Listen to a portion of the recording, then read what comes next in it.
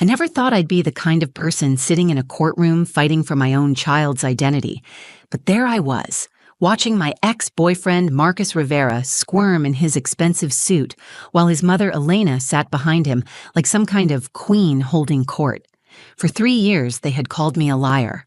For 3 years, they had looked at my beautiful daughter, Lily, and acted like she was some kind of mistake that I was trying to pin on their perfect family.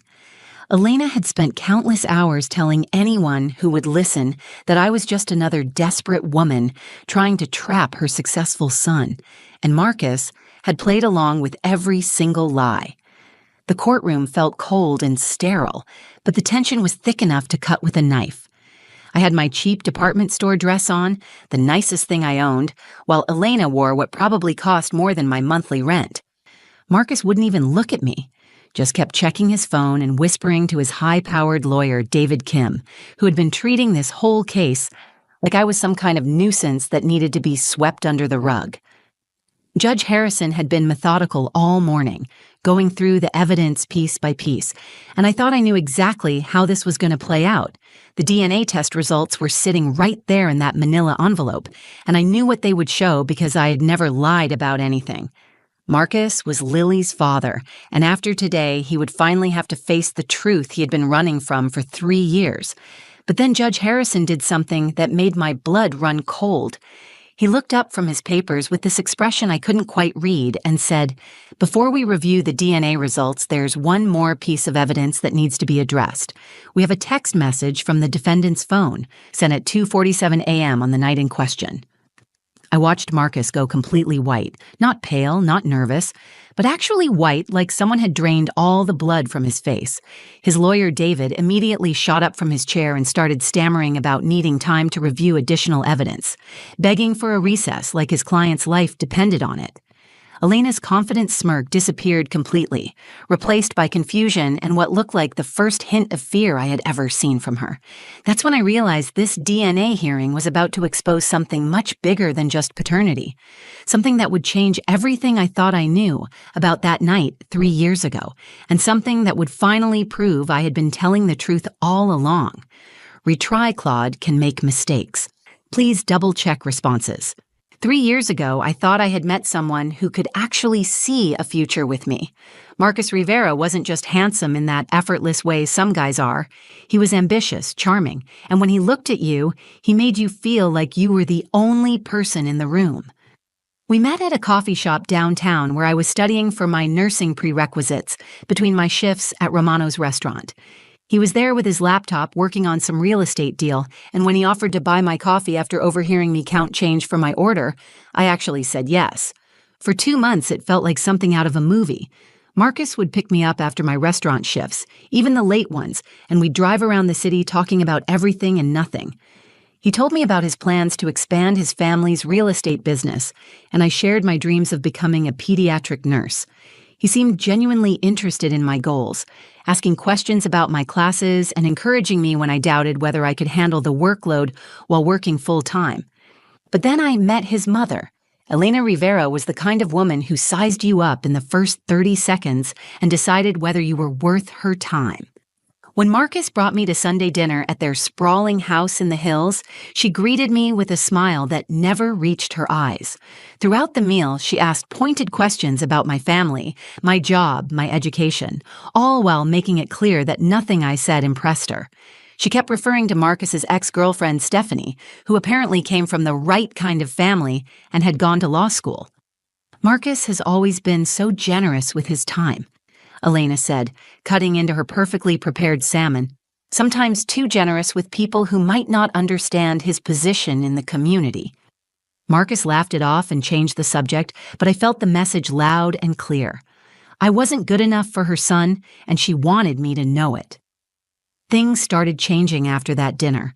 Marcus became harder to reach, canceling dates at the last minute and making excuses about work or family obligations.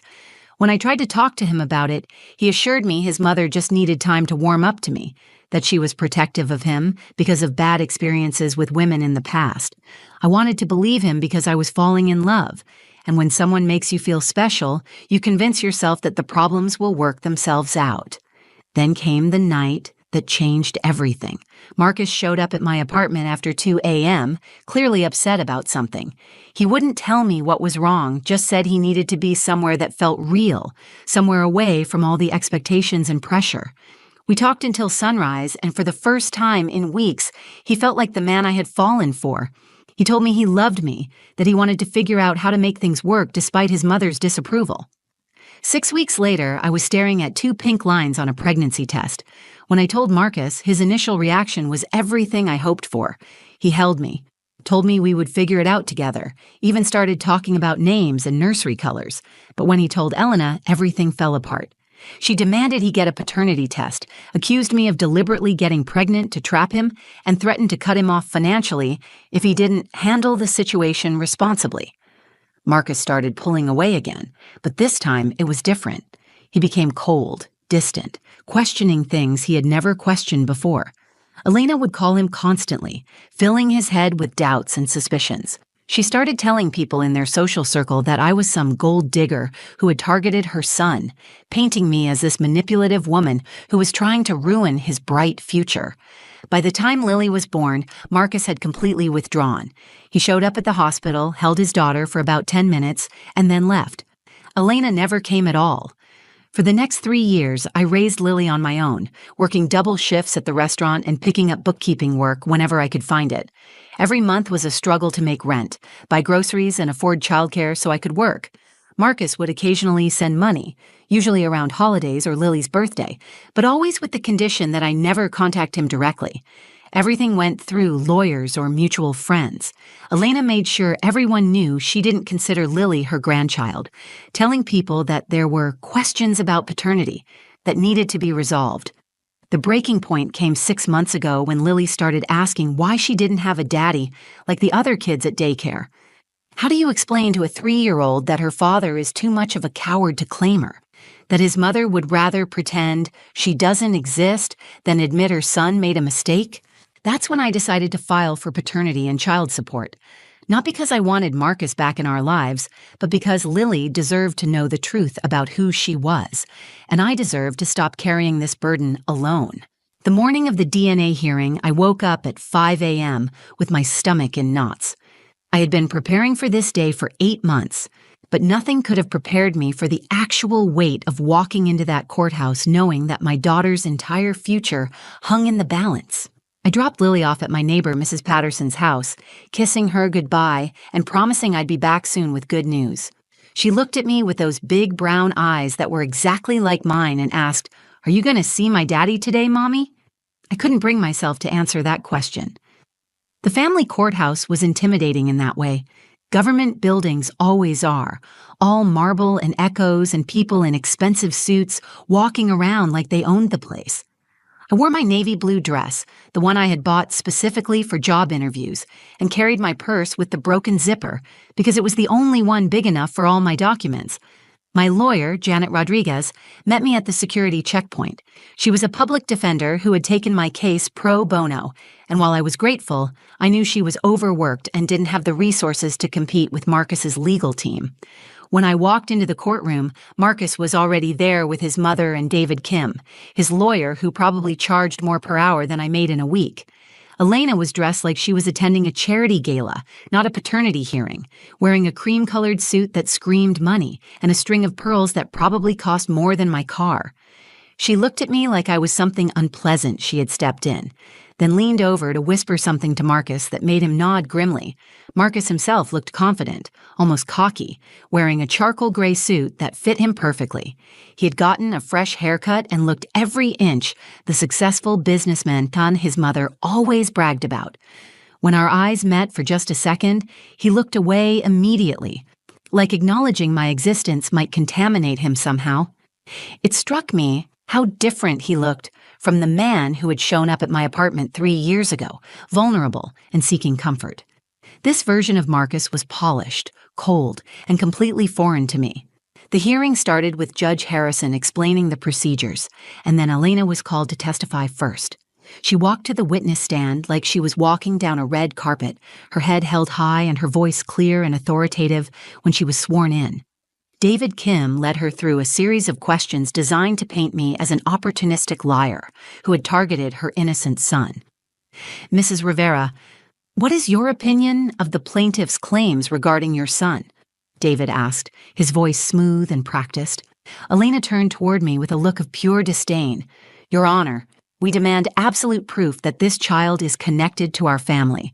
My son has worked incredibly hard to build his reputation and his business, and we will not allow false accusations to destroy what he has accomplished. That child isn't our blood, and we refuse to be manipulated by someone who clearly saw an opportunity to take advantage of my son's generous nature. Her words hit me like physical blows. She spoke about Lily like she was some kind of burden, some mistake that needed to be corrected, rather than a beautiful little girl who deserved to know her father. I watched the judge's face carefully, but he remained completely neutral, taking notes and nodding occasionally. Then Marcus took the stand, and this was the moment I had been dreading most. David Kim walked him through his version of events, which painted our relationship as casual and brief, nothing more than a few dates that didn't mean anything serious to either of us. Mr. Rivera, the plaintiff, claims that conception occurred on March 15th, 2022. Can you tell the court about your whereabouts that evening? Marcus looked directly at the judge, his voice steady and convincing. Your Honor, I was not with Sarah that night. I wasn't even in town. I had driven to Sacramento for a real estate conference that weekend, and I have documentation to prove it. I never slept with her that night. She claims conception happened, and frankly, not even certain about the other times we were together. Our relationship was very casual, and I think she may have misunderstood the nature of what we had. David Kim then presented what looked like hotel receipts and conference materials, building a case that Marcus couldn't possibly be Lily's father because he wasn't even in the same city when she claimed conception occurred. I felt my confidence starting to crumble as I watched the evidence pile up against me. Elena was smirking now, whispering to the people sitting behind her, probably friends from her country club who had come to watch me get humiliated in court. Marcus looked relieved, like he was finally going to be free of this burden that had been hanging over his head. I started doubting myself for the first time in 3 years. Had I somehow gotten the dates wrong? Was it possible that I had miscalculated when Lily was conceived? The uncertainty crept in like poison, making me question everything I thought I knew about that night and our relationship. The courtroom felt like it was closing in on me as Marcus stepped down from the witness stand, looking satisfied and vindicated. His testimony had been smooth, confident, and backed up with what appeared to be solid evidence. Elena was practically glowing with triumph, adjusting her pearls and smiling at her friends in the gallery like she had just won some kind of social victory. I could feel the weight of their certainty pressing down on me, making me question everything I thought I knew about that night 3 years ago. My lawyer, Janet, leaned over and whispered, Sarah, are you absolutely certain about the dates? Because if there's any possibility you might be wrong, we need to discuss our options before we present the DNA results. Her concern was genuine, but it felt like another crack in my foundation. Even my own attorney was starting to doubt me. I closed my eyes and forced myself to remember that night clearly. Marcus showing up at my apartment after 2 a.m., upset about something he wouldn't discuss. The way he held me like I was the only real thing in his world. The sunrise streaming through my bedroom window as we talked about our future together. I knew with absolute certainty that night had happened, and I knew with absolute certainty that it was when Lily was conceived.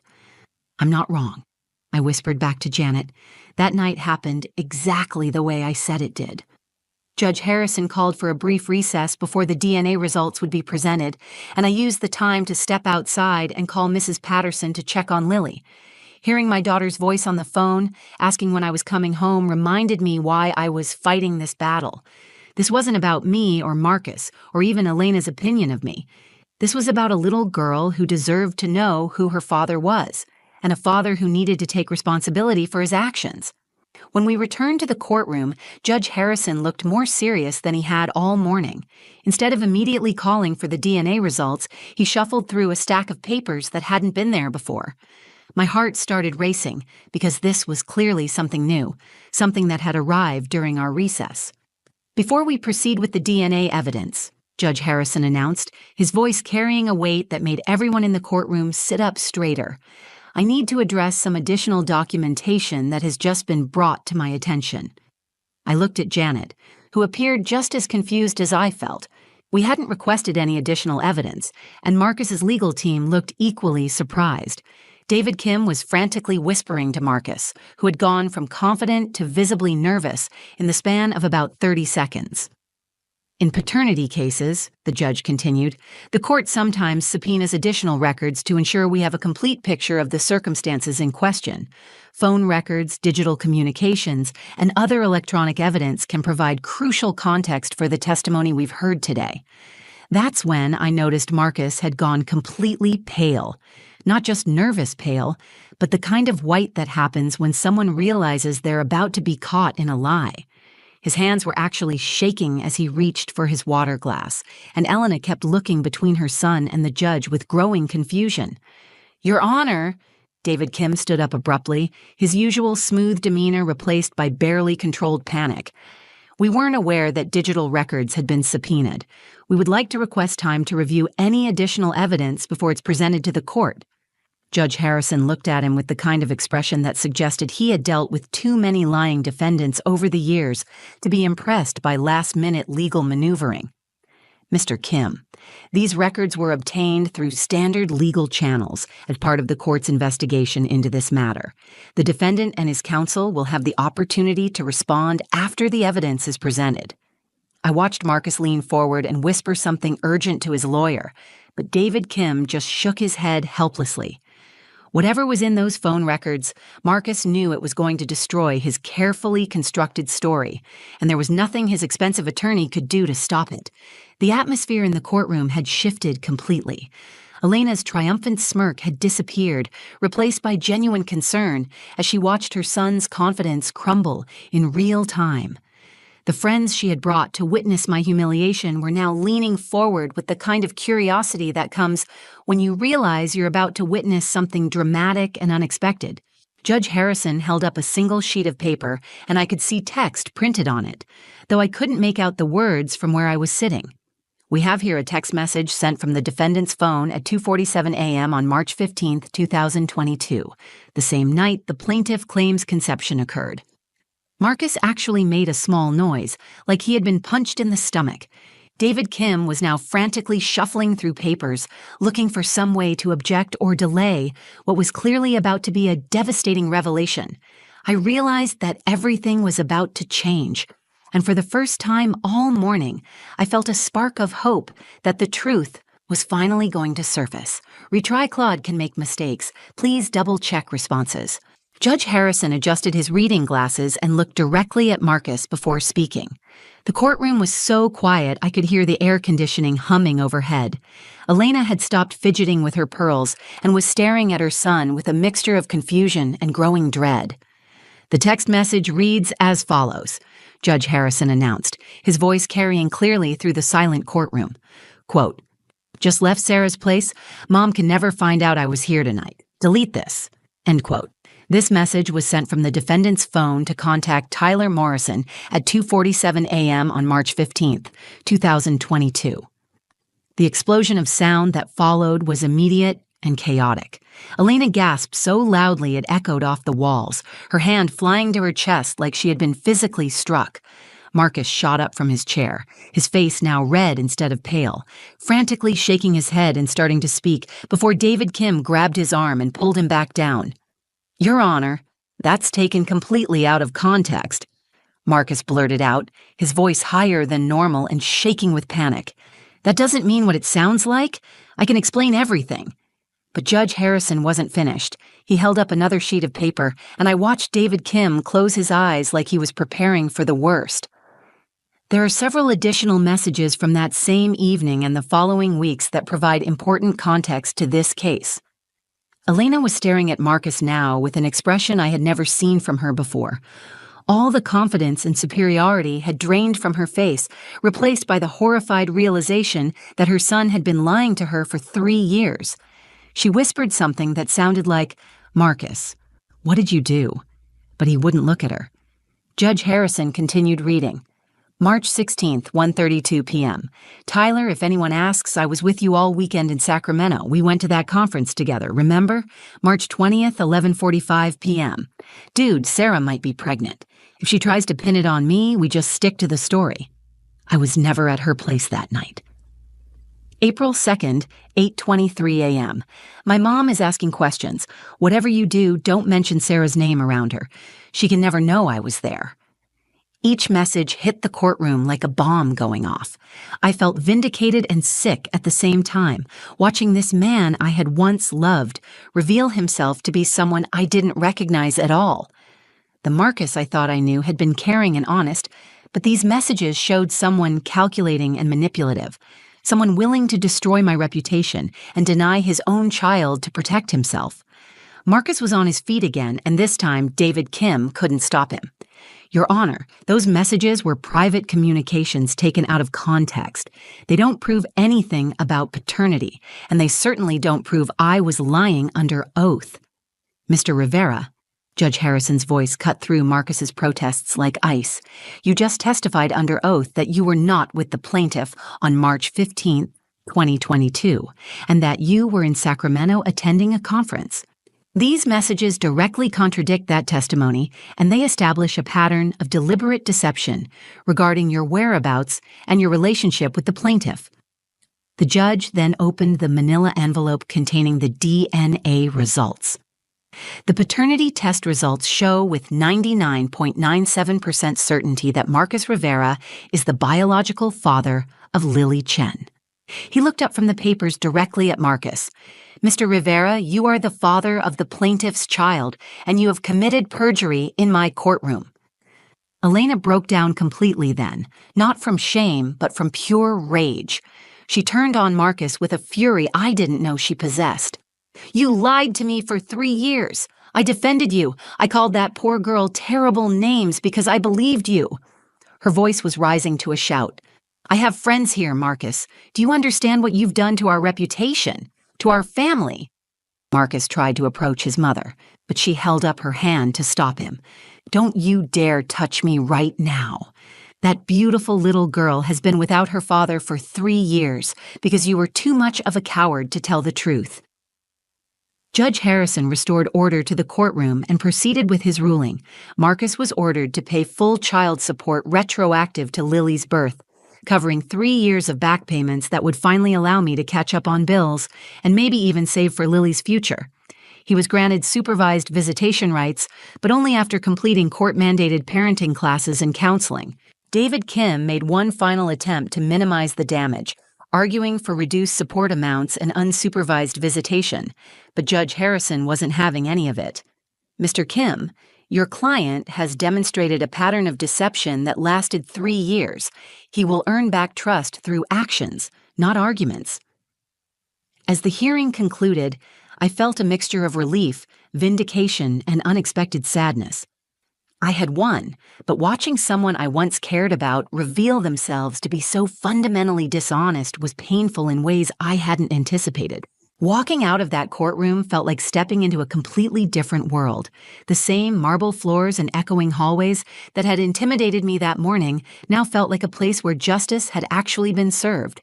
I carried the court orders in my purse, legal documents that finally validated everything I had been saying for 3 years. Lily would have her father's name on her birth certificate, and more importantly, she would have the financial support she deserved. The most unexpected moment came as I was gathering my things. Elena approached me, and for a split second, I braced myself for another confrontation. Instead, she looked at me with tears streaming down her face and said something I never thought I would hear from her. Sarah, I owe you the biggest apology of my life. I spent 3 years calling you horrible names, questioning your character, and treating you like you were trying to destroy my family. You were the only one telling the truth this whole time. Her voice was shaking as she continued. I raised Marcus to be better than this. I taught him to take responsibility for his actions, to treat women with respect, and to never, ever lie to his family. Watching him in that courtroom today, hearing those messages, I don't even recognize the man I raised. She paused, wiping her eyes with a tissue. That little girl, my granddaughter, she deserves so much better from our family. from me. I didn't know how to respond at first. This woman had made my life hell for 3 years, had publicly questioned my integrity, and had turned her social circle against me. But looking at her now, broken and genuinely remorseful, I realized that she had been as much a victim of Marcus's lies as I had been. Elena, you believed your son. Any mother would have done the same thing. No, she said firmly. I should have given you the benefit of the doubt. I should have demanded the truth from Marcus from the very beginning instead of helping him cover it up. She reached into her purse and pulled out a business card. I want to be part of Lily's life if you'll let me. I want to make up for the grandmother I should have been from the start. Marcus tried to approach us, but I held up my hand to stop him. The man who had just been exposed as a liar and a coward wanted to have some kind of conversation, probably to try to minimize the damage or make excuses for his behavior. I looked at him calmly and said exactly what I had been wanting to say for 3 years.